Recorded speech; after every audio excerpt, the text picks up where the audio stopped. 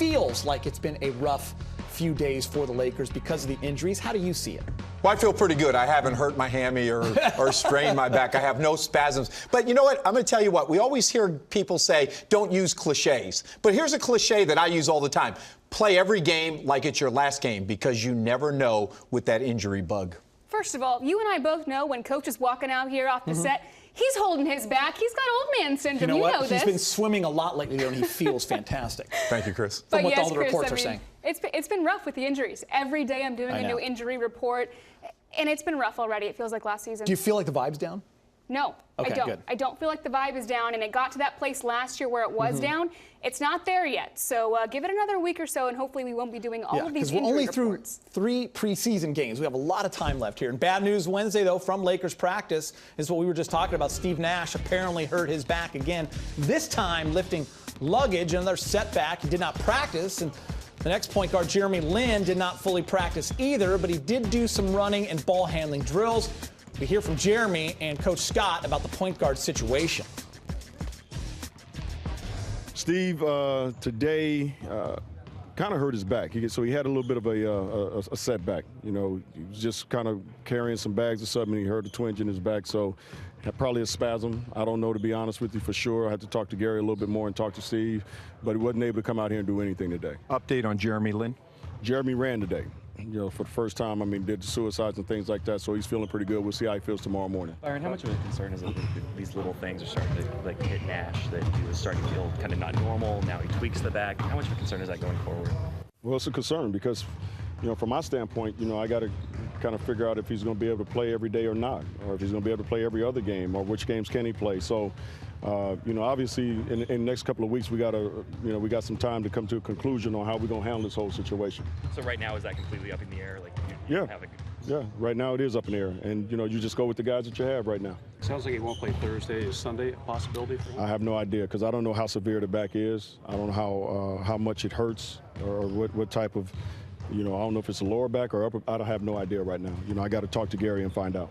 Jeremy, obviously a lot of things need to go right for Steve Nash to be able to play this season and be healthy, and there have already been a couple of small setbacks, and then, you know, today another thing. Is it hard to watch him kind of like try to battle all that stuff? Yeah, it definitely puts or gives me more perspective on stuff, I guess. Sometimes you take your youth for granted or your health for granted. Even this injury, it's just like I haven't sprained an ankle and sat out for probably like whatever, a year and a half or something. And then to see him fight for his body and wake up, and you know, he's always in the training room, and so it definitely sucks to watch it, and I'm sure it's even tougher to go through it. And but I think he's being pretty positive, and even through everything, he's still like a good influence and a good person to be around. He's not like moping around. He's still trying to help out in whichever way he can. And obviously, you know, we're all hoping for the best for him. It's been a short camp. What have you learned most from Steve Nash? Just how much like work he puts in outside of just the court. Like even before he gets on the court, he does so much stuff.